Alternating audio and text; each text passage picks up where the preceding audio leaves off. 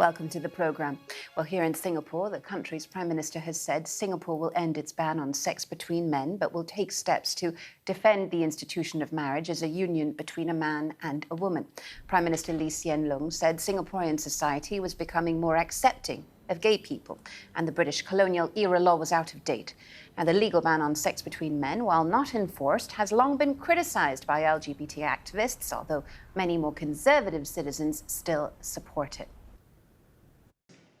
The government will repeal Section 377A and decriminalize sex between men. I believe this is the right thing to do and something that most Singaporeans will now accept.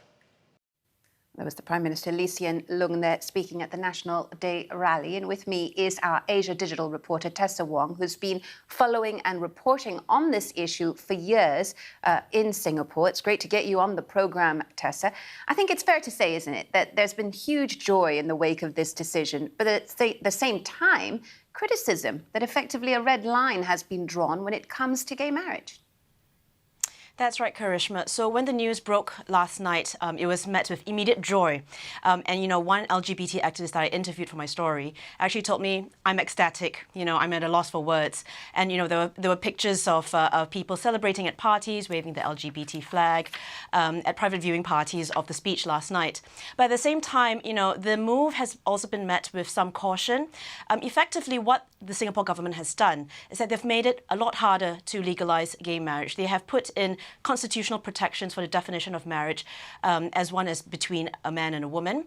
And so what it means is that, you know, if you wanted to legalise gay marriage, you would have to go through Parliament and not through the court. So, you know, one route to legalising gay marriage has been effectively shut off. Yeah, Tessa, just talk us through the fact that in the lead up to this, of course, there has been resistance from some conservative quarters of Singaporean society. What's driving that resistance?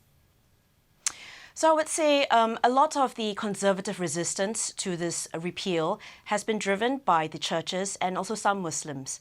And so a conservative bloc or coalition, as you would put it, has formed where some of these people have, you know, gathered together, they have organised themselves, they have petitioned the government to not repeal it. And this bloc has been very powerful. And in fact, you know, recent surveys do show that actually a majority of Singaporeans do support 377A. That said, that percentage has been dropping in recent years, and the support for repealing 377A has actually been growing. So you could say that the writing's on the wall, and the Singapore government has appeared to acknowledge this.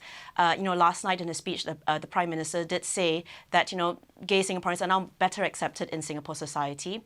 And so 15 years ago, when they first made a decision to keep the law, but also not enforce it. You know, at that time, that was to reflect what society felt about 377A, or rather what the government felt what Singaporeans felt about 377A. And now they say that times have changed.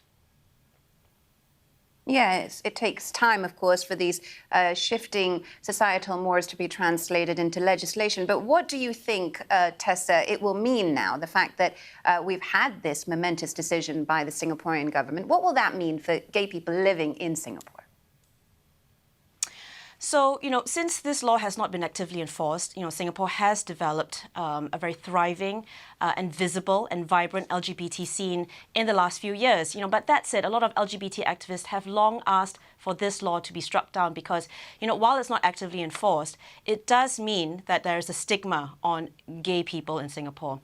And a lot of LGBT people that I have spoken to, activists or otherwise, they've told me that they've experienced personal discrimination in the workplace, you know, from people that they meet on the street, or people who are their friends even, or family.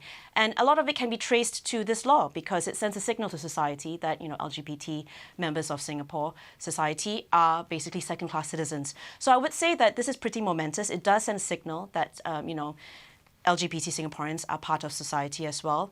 At the same time, activists are saying that this is the first step to a long journey for what they see is a battle for full equality.